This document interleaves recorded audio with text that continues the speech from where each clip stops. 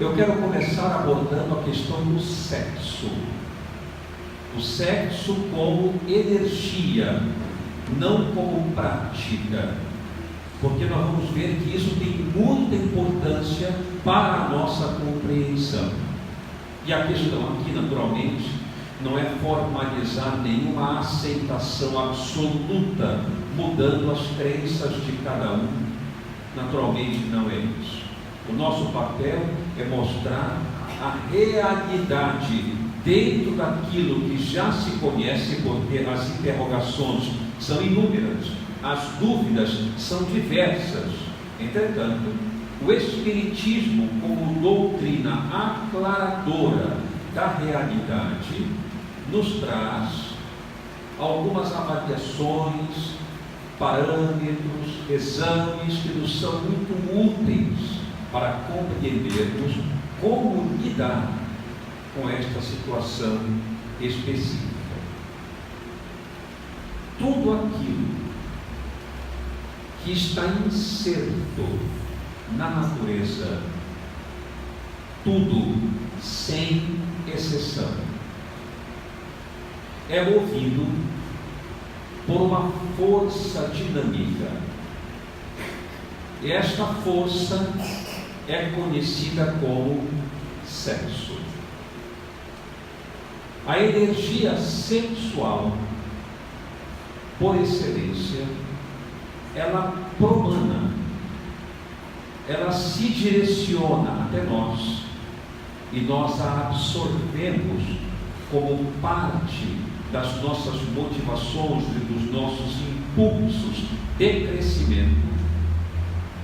Ela é proveniente da dimensão divina. Portanto, sexo é vida. Nós é que na nossa ignorância o transformamos em algo pecaminoso, em algo como se fosse uma experiência de aberração, de crime. Eu mesmo acompanho em psicoterapia inúmeras pessoas, sobretudo mulheres, que têm graves dificuldades na esfera sexual, em função de bloquearem os seus potenciais criadores e potenciais de afetividade, pelo fato de que, ao longo dos seus desenvolvimentos, as crenças de pecado, de absurdo, foram rigidamente incorporadas e instituídas. Nós é que na nossa ignorância constituímos esse conceito absurdo, porque a energia sexual provém de Deus. Deus, no momento em que promove incessantemente, sem princípio nem fim, a sua criação, espargiu na natureza a energia sexual. E é ela que move o macro e o microcosmos. É ela que sustenta o equilíbrio dos astros.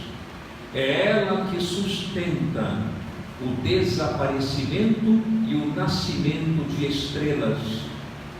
É ela que move os infinitos universos paralelos que temos em dimensões que não conhecemos. É ela que faz com que o vírus, a bactéria, a ameba se movimentem. E é ela que faz com que plantas, animais e seres humanos construam e co-criem com ele, o Criador, em todas as dimensões. Quando nós aprendemos esse conceito, fica muito mais leve a aceitar, conceber e incorporar essa energia magnânima que nos move. Quando nós vemos alguém cozinhar para a sua família num domingo como esse, por exemplo, nós somos forçados a admitir que esta pessoa está mobilizando forças sexuais nesta direção. Quando alguém idealiza um projeto, faz uma viagem a um país que não conhece, lê um livro novo, empreende os seus trabalhos do cotidiano, arruma a cama no seu quarto pela manhã, embeleza-se para sair com o seu cônjuge para ir a um jantar, ou simplesmente pratica uma atividade sexual. Tudo isso, tudo sem exceção, representa o emprego da mesma força dinâmica que tudo movimenta. É a energia sexual. Eu vou dar um exemplo bem prático. Imaginem um cientista de laboratório. Ele está fabricando uma vacina para uma grave doença. E ele percebe que está chegando lá. As coisas estão dando certo. Os seus experimentos estão funcionando. E ele está fortemente motivado. Adicionalmente, montou um laboratório na própria residência, para nos momentos de folga, onde a família não exija tanto dele, ele possa dar continuidade às suas pesquisas. Então ele chega em casa, abre o laboratório e começa a manipular algumas substâncias, dando uma continuidade àquele serviço antes do jantar, que está sendo preparado pela esposa. E a esposa diz para ele: o jantar está pronto. E ele fala: já vou. É claro que ele não fez uma refeição sadia ao longo de todo o dia, porque ele trabalhou consideravelmente. Ele está faminto, mas há algo que o motiva muito mais: salvar pessoas. Ele quer que aquela vacina funcione e dê certo. Então ele transfere para aquela atividade todo o seu potencial motivador energético. É a energia sexual, que faz ele esquecer a fome, que faz ele esquecer a sede, que faz ele esquecer de ir ao banheiro. A esposa, um pouco aborrecida, abre a porta e diz: vou recolher tudo. Ele fala: não, eu vou jantar. Finalmente ele atende ao pedido, vai, come, conversa um pouco e ele volta para o laboratório e pede para ela um pouquinho de tempo, porque as coisas estão indo tão bem que ele está muito motivado. E ele vai, continua trabalhando, e a esposa abre o guarda-roupa e pega aquela camisola mais especial, perfuma-se, toma um banho demorado, abre a porta do laboratório e a luz incide na transparência da camisola e ela diz: meu bem, que tal irmos para o quarto? Ele olha para ela e diz: já vou. E continua focado no microscópio. Por que isso acontece? Quantos de nós já não passaram por experiências parecidas? Alguém chega: preparei para você aquilo que você mais gosta, só um minutinho. E não saímos do que estamos fazendo. Por quê? Porque a energia sexual não é fazer sexo. A energia sexual é focar naquilo que é do nosso interesse peculiar e mais importante em um dado momento. Nem a esposa o tirou do microscópio e dos seus afazeres, com todas as características peculiares que ela adotou para seduzi-lo. porque energia sexual não é ir para a cama. Nós aqui conceituamos assim. A nossa estreiteza de raciocínio fez da energia sexual somente aquilo. Mas o sexo mobiliza tudo aquilo que está na natureza. Vocês estão aqui porque a concentração energética sexual em cada um de vocês é a atenção na palestra. Assim como em relação a mim, como qualquer outro que esteja em qualquer situação agora, assistindo a um jogo de futebol, alguém diz: você pode vir aqui um instantinho, sobe uma raiva infernal, porque está atrapalhando o momento crucial daquela satisfação, onde a energia sexual está focada. Então isso é que é sexo.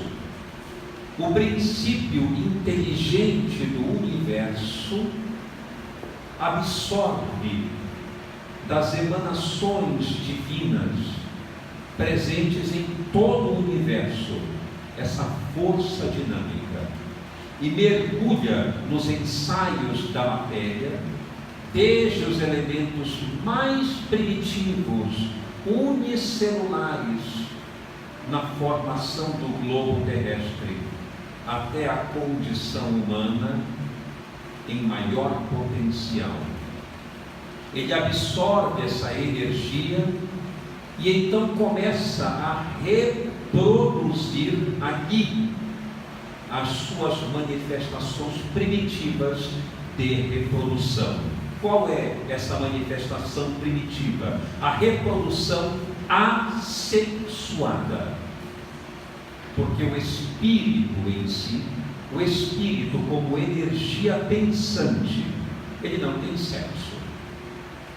Ele tem oportunidades ou possibilidades de incorporar as polaridades sexuais que a divindade designou aos trâmites da sua evolução. Isso ele é capaz de fazer. Mas o espírito em si, ele não tem sexo. Ele é assexuado. Na medida em que se promovem as infinitas encarnações ou experiências na matéria do princípio inteligente, o elemento inteligente universal que sai de Deus para se individualizar, quando isso acontece, ele começa gradativamente, através de mutações infinitas ao longo de milênios, desenvolver duas polaridades: a polaridade masculina e a polaridade feminina. Mas no começo não é assim.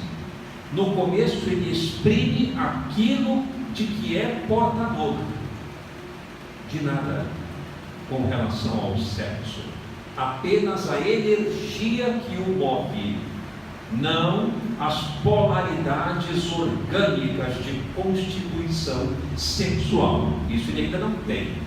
Por exemplo, os primeiros vírus, bactérias, as amebas, que estavam ocupando os mares mornos, logo no início da formação do planeta, quando tudo era caos, respondem os espíritos a Allan Kardec, disseram os espíritos: no início tudo era caos, os elementos não estavam combinados, pouco a pouco tudo foi tomando o seu lugar.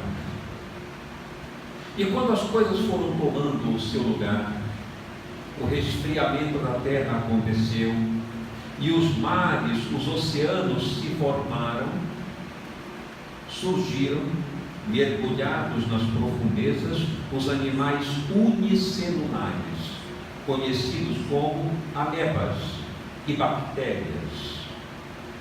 Viviam ali sob uma condição de reprodução assexuada. O que significa isso? Não existem gametas, não existe espermatozoide e nem existe óvulo, que são os gametas, que representam ou dão nome à reprodução sexuada. Como era sexuada, havia apenas aquilo que se conhece como divisão binária ou cisciparidade. Que é isso? Aquele organismo unicelular, em um dado momento, se dividia, formava uma outra célula semelhante à sua, portanto um clone, com os mesmos constituintes internos. É uma reprodução assexuada por meio da divisão celular conhecida como mitose. A mitose é a divisão celular onde uma célula se desdobra, forma outra semelhante, com os mesmos constituintes ou com o mesmo material interno. É assim que as amebas, que os vírus, que as bactérias se dividem. Isso foi evoluindo, foi progredindo e atingiu então as plantas. Muitas plantas têm essa reprodução assexuada até hoje, em várias plantações. Depois, nos animais invertebrados, mantendo a mesma reprodução. Por exemplo, a estrela do mar que nós encontramos nos oceanos se reproduz de forma assexuada até o presente momento. Então, muitas das esferas de desenvolvimento na reprodução assexuada, onde está a origem do princípio inteligente, sem sexo, ainda está presente no nosso meio. Então isso vem evoluindo até atingirmos os animais vertebrados, os animais inferiores, depois os superiores, e aí nós já encontramos a reprodução sexuada, com a formação de gametas, até chegar na condição humana, onde ela se dá por excelência. Entretanto, vejam que interessante, a via é a mesma. Isso é que é importante nós entendermos, muito mais até do que rompermos tabus e preconceitos. Quando eu faço palestras com adolescentes, eu friso muito esse aspecto. Fazer sexo, qualquer animal faz. Exprimir a afetividade e usar a energia sexual como força criadora do amor, da espontaneidade, do afeto, do carinho, do sacrifício e da dedicação. Isto é uma condição humana. Isto é uma condição humana. Só nós, seres humanos, podemos fazer. Confunde-se que um cão pode amar. Não é verdade. Um cão não pode amar. Ele já tem sentimentos mais desenvolvidos. Já tem relação de afeição mais pronunciada. Já é, no nível animal, um ser que tem uma estrutura, digamos, psicológica mais fortalecida, mas ele não pode amar. Amar é uma condição humana, porque não é um sentimento, é uma atitude. Quem ama toma uma atitude, e para tomar uma atitude é preciso ter percepção do mundo e da realidade de si próprio. Um cão não tem, um chimpanzé não tem. Então um chimpanzé não pode amar. O que ele faz na defesa da prole, o que ele faz em atitudes que nós nos surpreendemos, de vez em quando aparece aí no YouTube coisas impressionantes que um chimpanzé fez para proteger o filhote. Realmente há uma escala evolutiva mais avantajada no campo do sentimento, claro que sim, mas ele não ama, ele ainda possui instintos de sobrevivência e proteção. Só quem ama é o ser humano. Vou dar um exemplo típico disso, para que nós incorporemos esse conceito. Imaginem que eu pegue um ser humano e coloque sentado nessa cadeira. Pegue um chimpanzé e coloque sentado ao lado. Eu me direciono ao chimpanzé e digo: chimpanzé, nós estamos tendo aqui no Brasil uma grave epidemia e precisamos salvar pessoas. Eu preciso que você estenda o seu braço para que eu enfie uma agulha e retire sangue, porque com o seu sangue eu posso fabricar uma vacina que vai salvar milhões de pessoas. O chimpanzé vai fazer isso? Não. Se eu pegar o braço dele e espetar com uma agulha, ele vai me atacar. Ele não vai dizer: claro que sim, agora mesmo. Ele não fará isso. O ser humano sim. Por quê? Porque o ser humano tem a capacidade de apreender o sentido da vida, o valor da existência e a capacidade que representa ser fraterno. O chimpanzé não tem. Portanto, só pode amar aquele que tem uma percepção da realidade. Onde é que eu quero chegar dizendo isso? Eu quero chegar dizendo que um animal faz sexo. Nós também. Um animal procria. Nós também. Mas um animal não ama. Nós amamos. A partir desse conceito, o sentido de respeito, lealdade, solidariedade, companheirismo e assim por diante, inúmeros outros substantivos importantes do ponto de vista moral entram em jogo nas nossas relações.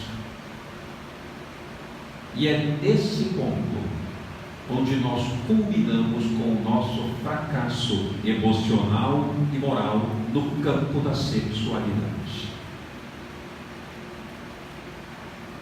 Não tem nada a ver afetividade com procriação.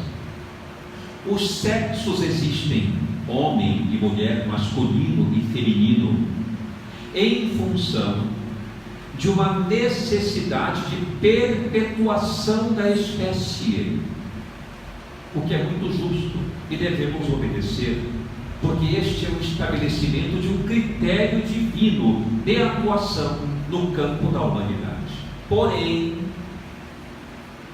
a afetividade é um outro aspecto. Porque se o espírito não tem sexo, e ele pode ser perfeitamente rotulado como um indivíduo no campo das experiências sexuais, compreendam bem, não no campo da prática, da experiência encarnatória. Ele pode vir como homem ou mulher, portanto, na polaridade masculina ou feminina, ele sai do assexuado com possibilidades de ser um ser bissexual, porque ele pode encarnar tanto na polaridade masculina quanto na polaridade feminina, questão 200 do Livro dos Espíritos. Os espíritos têm sexo? Não como o equidez, porque o sexo está na dependência orgânica. A atividade, o elemento orgânico da procriação, perpetuação de espécies. Mas entre eles existe, eles concluem, os espíritos, afinidade de sentimentos.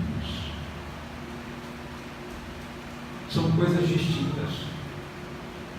E aí então surge a pergunta: onde está escrito que o espírito encarnado na polaridade masculina não pode desenvolver uma afetividade por alguém do mesmo sexo?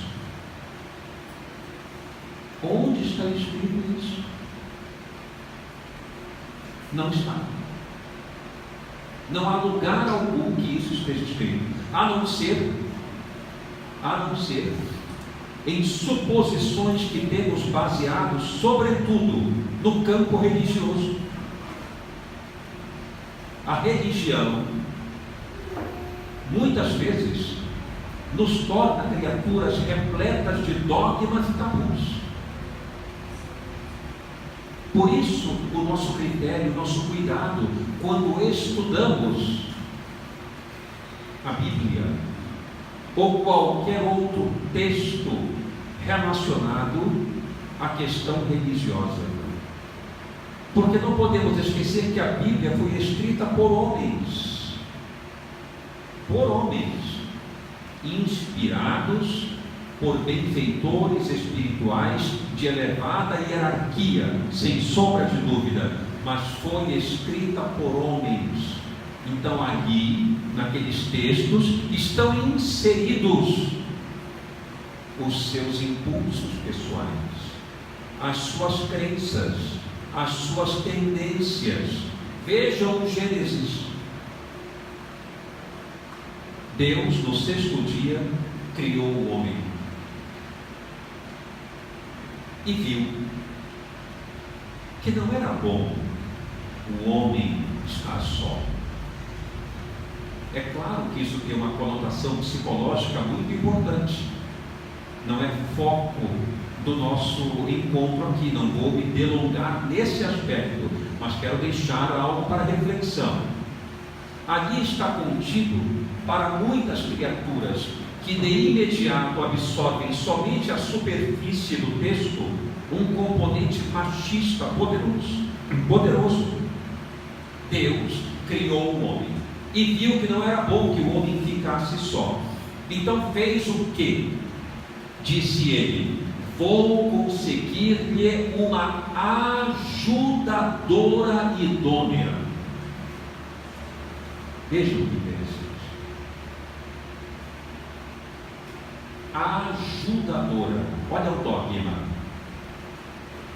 Olha o impulso da criatura que escreve naquele texto. O modo como o texto se expressa recebe também as tendências daquele que escreve, embora os espíritos possam iluminar a sua mente. Então fez o quê? Fez Adão dormir, deu-lhe um potente sedativo, dormiu e fez o quê? Tirou uma costela do Adão, um osso insignificante. Eu fico perguntando por que ele não tirou um ferro para deixar o Adão manco enquanto a mulher cuidaria dele. Tirou uma costela,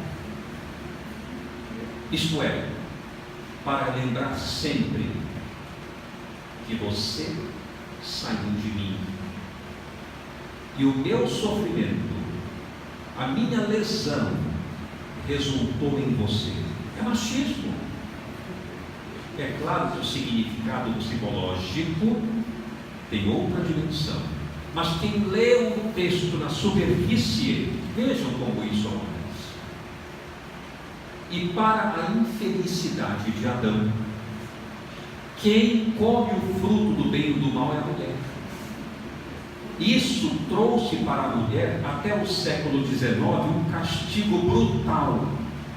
A mulher só se tornou gente no século XIX para cá,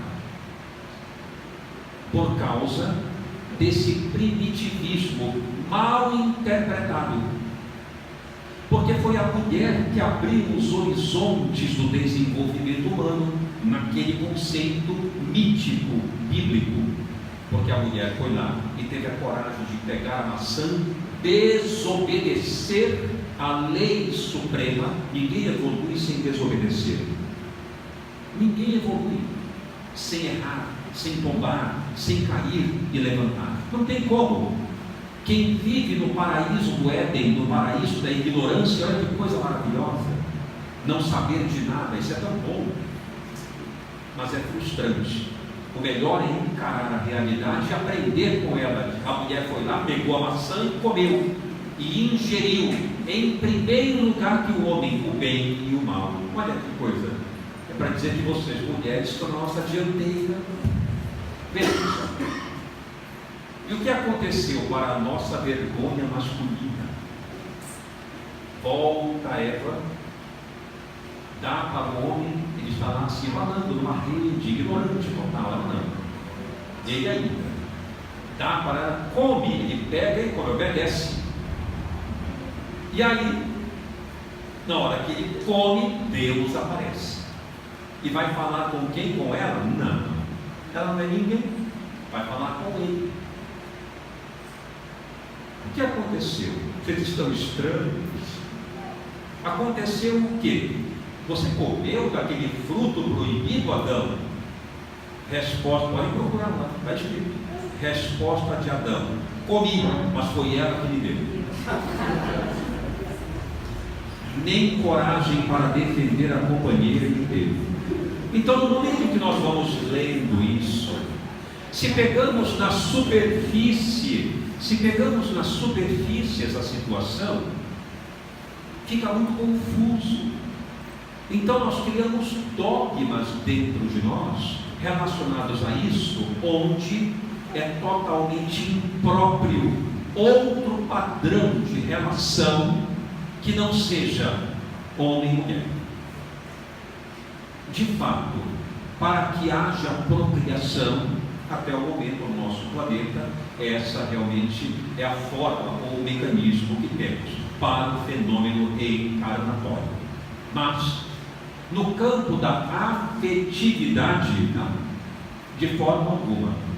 Porque muitas pessoas que já têm uma percepção maior, digamos, no campo da afetividade, encontra no outro aquela afinidade espiritual com a qual ela se identifica e cria laços de união, de fraternidade, de amizade perenes, constantes, extremamente afetuosos, não propriamente eróticos, mas extremamente afetuosos. O erotismo, ele é necessário para a procriação, ele é necessário para a permuta de experiências sexuais. Entretanto, ele deve estar sob o regimento do amor, que o sublima, onde a atividade sexual não vem como prioridade, e sim a afetividade. Portanto, é possível perfeitamente que uma pessoa de um determinado sexo ou polaridade sexual possa manifestar afetividade e erotismo por alguém do mesmo sexo. Isso sempre existiu. Sempre existiu. A Associação Americana de Psiquiatria baniu a homossexualidade como doença dos seus catálogos em 1973. A Organização Mundial de Saúde, mais ou menos em 1990, baniu completamente. Não é mais considerada doença, bem, não era. Hoje em dia, não é mais. O que é que ela representa? O que é que ela representa? Um termo equivocado.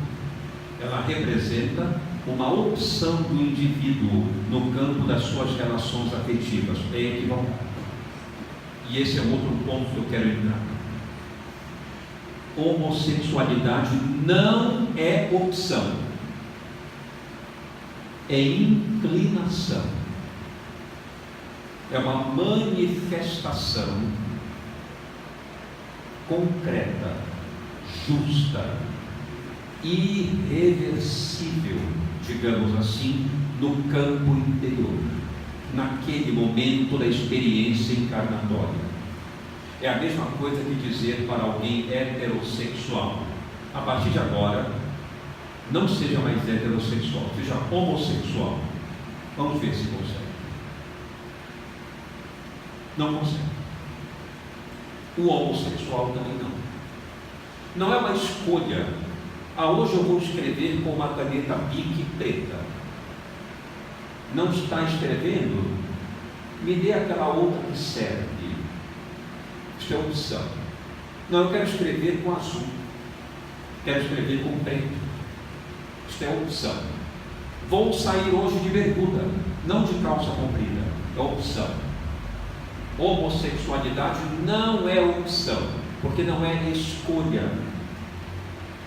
Eu vejo às vezes em diálogo com pais, quantos dizem, eu tenho que tirar isso da cabeça do meu filho. Eu fico pensando, não sei como. Porque não é possível. Por isso é que não adianta condenar. Não adianta criticar. Porque se criticarmos, se ofendermos, se ficarmos naquela alucinada conduta de você não é mais meu filho, você não mora mais aqui, coisas desse tipo, ele vai arrumar a bagagem, vai embora, porque ele não pode fazer nada. É diferente de você não sai com esta camisa, aí dá uma chance de trocar. Mas você não é mais homossexual, então melhor desencarnar, porque não tem saída. Não é porque ele quer, é porque isto faz parte dele. É muito importante a gente compreender isso, porque nós não podemos mudar. Então, se nós não acolhermos, aí sim vai ocorrer um grave problema. Sabe qual é o problema? Ele vai se envolver com algumas pessoas para buscar apoio e conselho que estão completamente equivocadas, assim como ele, no mesmo estado de confusão. E aí gera prostituição, promiscuidade e doenças consequentes a essas ações e atitudes ou comportamentos. Quantas vezes a família não se equivoca com isso? Se isso é verdade, não quero vê-lo nunca mais. E perde a oportunidade de ajudar aquela criatura que está confusa. Quantas vezes recebi homossexuais altamente conflituosos, não sei o que fazer, como vou dizer isso para minha família? Eles nunca aceitarão, eles nunca entenderão, e eu realmente não tenho como arrancar isso de mim, isso está em mim. É assim que eles conversam, e são dignos, sem sombra de dúvida, de respeito, nunca de compaixão, nunca de dó, de respeito pela coragem com que transmitem as suas emoções. Certa vez eu recebi um homossexual que estava indo ao meu consultório, marcou uma consulta com o nome dele. Lá chegando, entrou e disse: eu tenho um relacionamento homossexual. Meu parceiro, infelizmente, está totalmente confuso. Recentemente eu o vi em redes sociais de pornografia, fazendo contato com pessoas totalmente impróprias, irresponsáveis, marcando encontros fortuitos. É uma pessoa imatura, é alguém que merece muita compaixão e amparo, e é por isso que eu estou aqui. Eu quero saber como devo agir para retirá-lo deste caminho, desse resvaladouro por onde ele está indo, porque eu o amo muito e não quero vê-lo sofrer. Eu pergunto, não é um homem digno? Não é um homem que merece o nosso apoio e a nossa consideração? Quantos heterossexuais fariam isso pelos seus parceiros?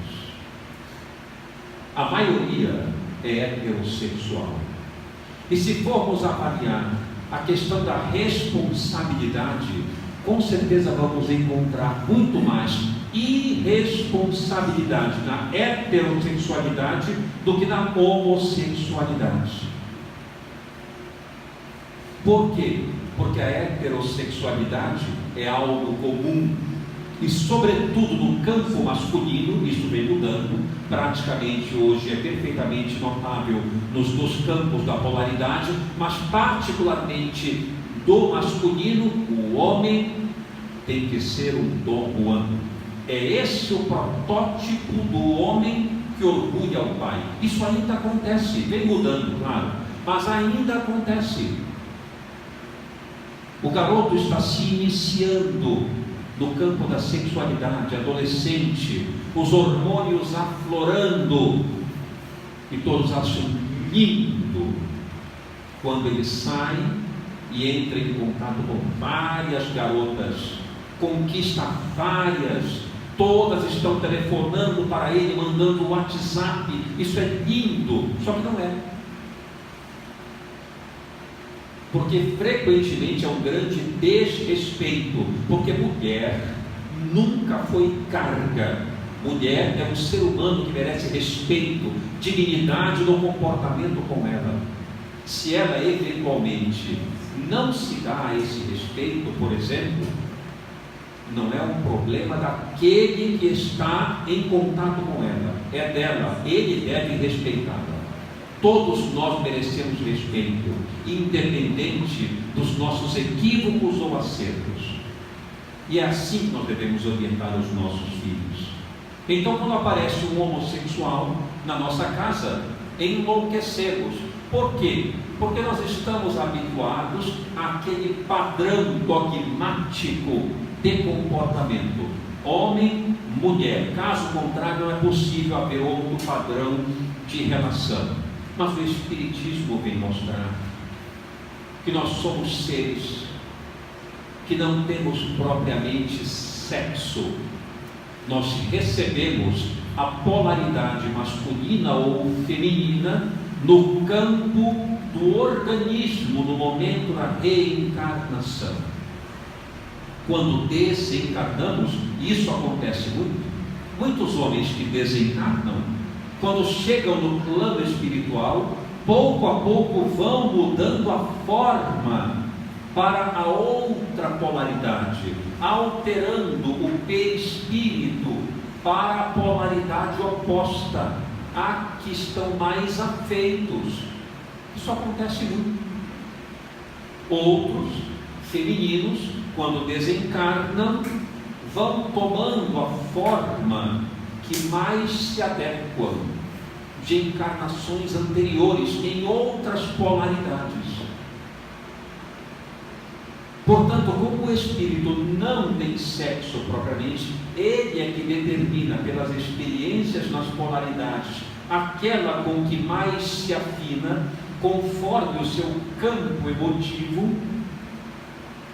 pode perfeitamente, e num dado momento, perceber-se arrastado ou inclinado para a afetividade com o mesmo sexo. E o que é que isso tem de aberrante? Nada.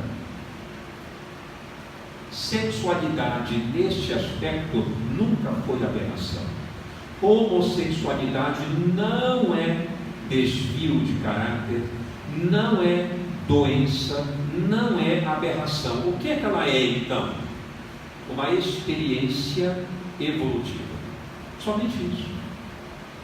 Ela é uma experiência evolutiva. A pessoa reencarna para ter uma experiência neste campo de afetividade. Agora, o que ela fará com ele é um outro aspecto. Aí é que está. O problema não é a homossexualidade. O problema é o comportamento que nós adotamos no campo da homossexualidade ou da heterossexualidade. Porque existem heterossexuais que de dia são muito aplaudidos pela sua honradez e de noite saem por aí como o homem sombra, fazendo coisas que seria impressionante de ver. O que adianta então? Absolutamente nada. Homossexuais que encontram um parceiro, adquirem afinidade e relacionam-se como criaturas monogâmicas, respeitosas, montam um lar, vivem juntos, dividem tarefas. Qual seria o problema? Se nós avaliarmos com muita integridade, qual seria o problema? Desde que exista lealdade ou fidelidade, desde que exista contenção sem aberrações de prática, por que não podemos aceitar que criaturas assim podem se relacionar de forma emotiva e de forma erótica, experimentando o prazer de uma relação saudável? Por que não podemos aceitar algo assim? São perguntas que nós devemos fazer. Muitas das respostas que me dão é: olha, desculpa, mas para mim não entra. Ok, para mim não dá, tudo bem, mas a pergunta é: por que não poderíamos aceitar? E a resposta é: por que não? Nunca há uma resposta concreta. Não tem, não tem.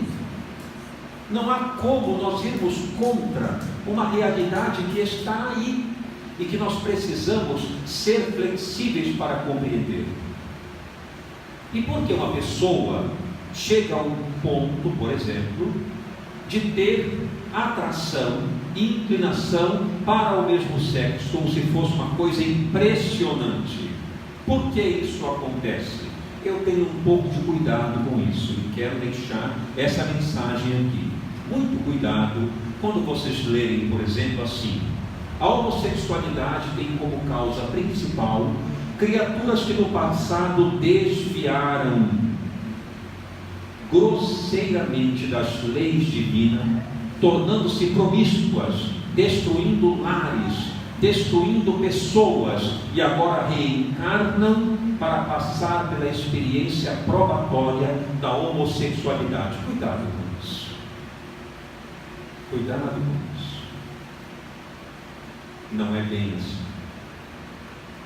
Muitos heterossexuais reencarnam e passam talvez pela mesma experiência da provação. Por exemplo, a disfunção erétil ou impotência sexual. Poderia ser isso? Também poderia, mas nós não sabemos. Como é que nós vamos sair por aí dando um diagnóstico existencial para as pessoas? Muito cuidado. É claro que homossexuais podem reencarnar, ter comportamentos promíscuos, repetindo ações do passado. Claro, os héteros também. Tem muito heterossexual que chega no final de semana, aproveita, monta um esquema em casa, bebe algumas coisas, chama os amigos, sai de casa às 11, meia-noite para as baladas, e quando volta, sequer sabe o nome da pessoa com quem se relacionou. E parece que isso é perfeitamente normal. Por quê? Porque foi heterossexual. Será que é normal?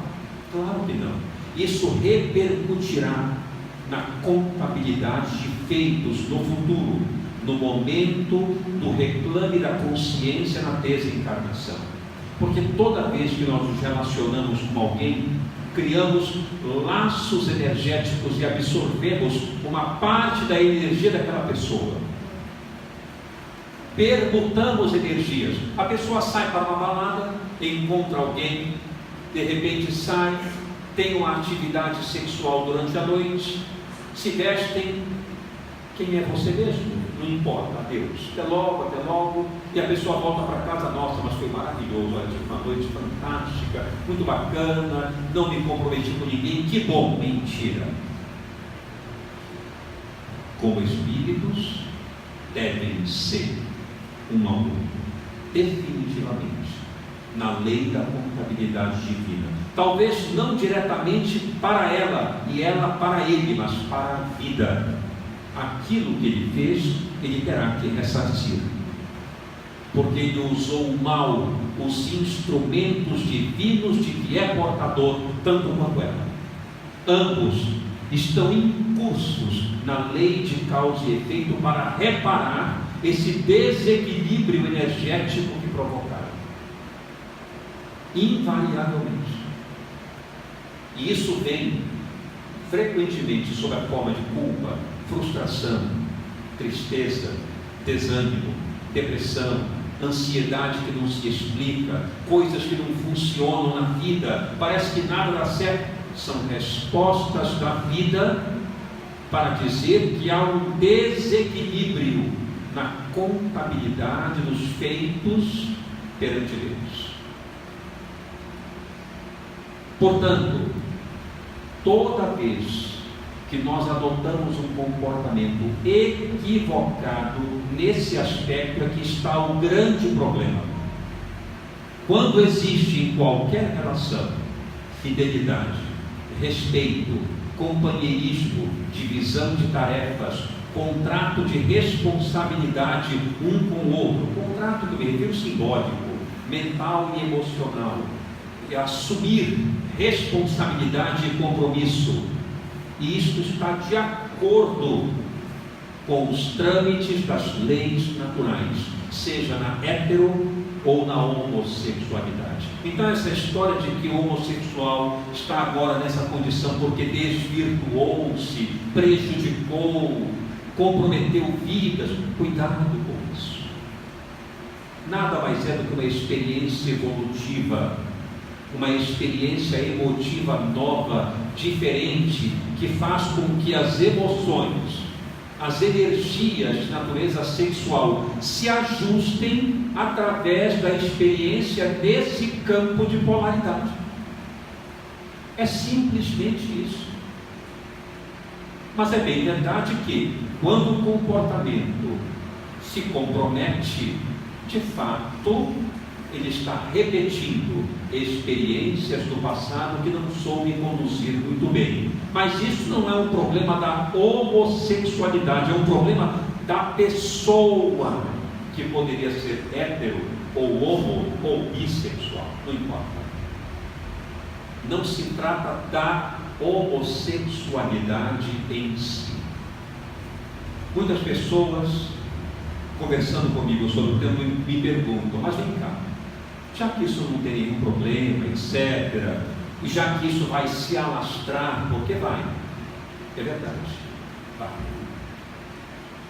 Boa parte das criaturas que estão reencarnando para reunir novas forças genésicas estão pedindo a experiência da homossexualidade, não sendo imposta, estão pedindo para virem ao mundo nessa condição, para aprenderem a educar suas forças, o que mostra que a homossexualidade muitas vezes é um campo benéfico de atuação, muito benéfico, e de muita coragem na experiência final.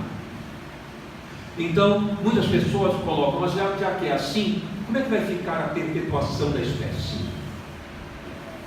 Já que só existe homem e mulher, no sentido do fenômeno da reencarnação, para dar oportunidade de novas vidas, como é que é da parte de Deus também esse aspecto da polaridade homossexual? Nós vivemos num mundo de provas e expiações, um mundo transitório, no campo das formas. Vou dizer talvez aqui uma coisa que surpreenda muito, mas isso é uma verdade.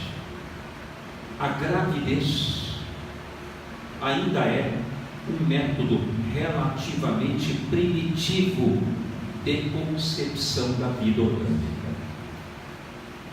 Vejam, quantas repercussões danosas existem na gestação? Diabetes gestacional, abortos espontâneos,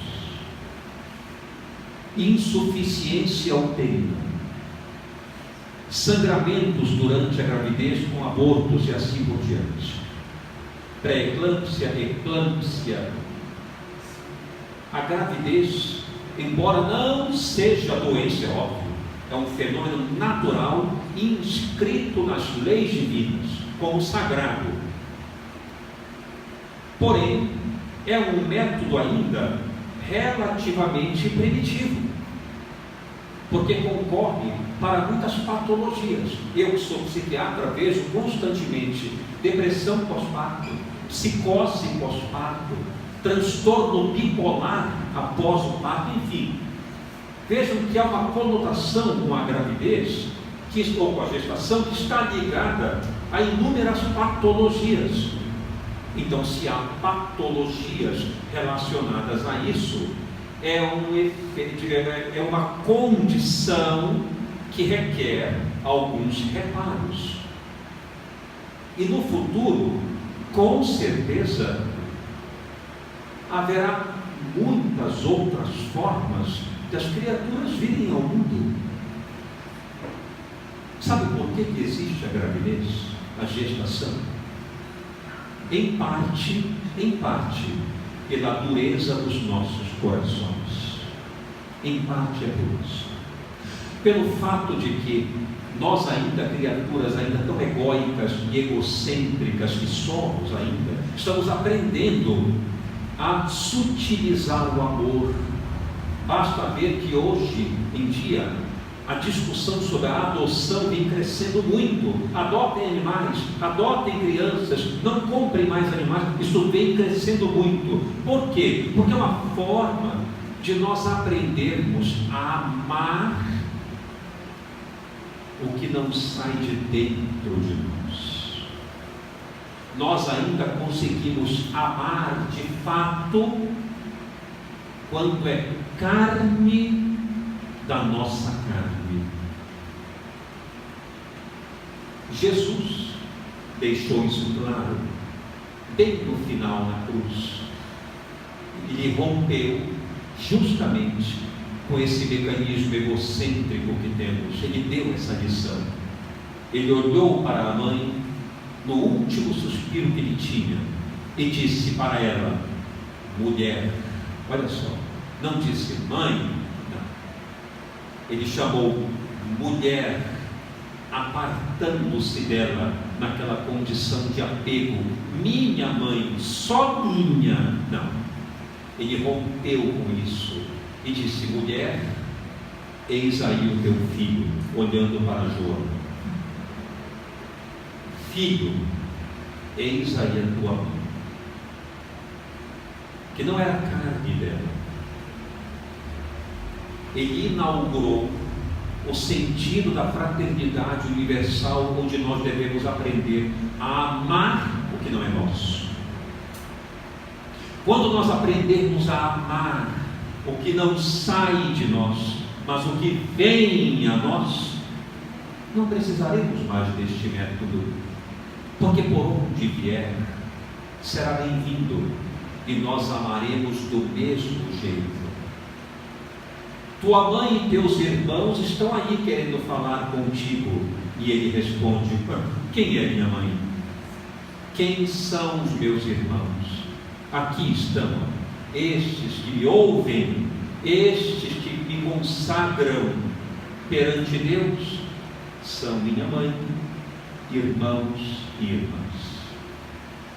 É o afeto universal. Não é importante sair de dentro para ter aquele grande aspecto de amar. De onde vier, será muito bem amado.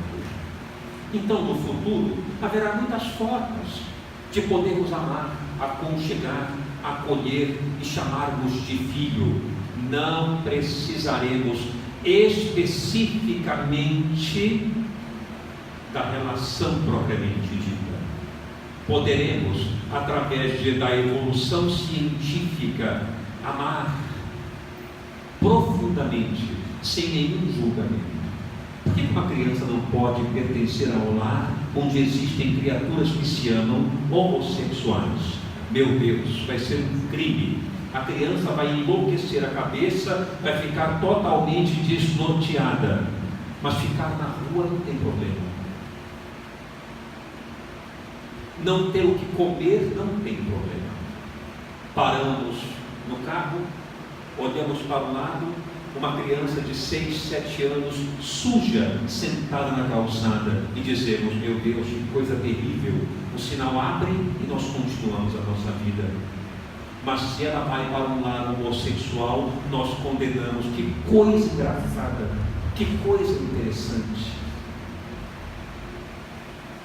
Temos que aprender a olhar mais para nós e a julgar menos, condenar menos e aceitar mais aquilo que vem do alto para baixo por meio da encarnação, totalmente protegido pelas leis divinas que permitem tais experiências para que as pessoas aprendam a se amar de todas as formas, de quaisquer maneiras, desde que esse amor seja simbolizado pela sublimação do afeto, do respeito, da pureza de sentimentos, da lealdade. Se não for assim, não pertence a Deus. Mas se é assim, qualquer que seja a sua natureza ou trâmite, pertence à criação divina e deve ser respeitada.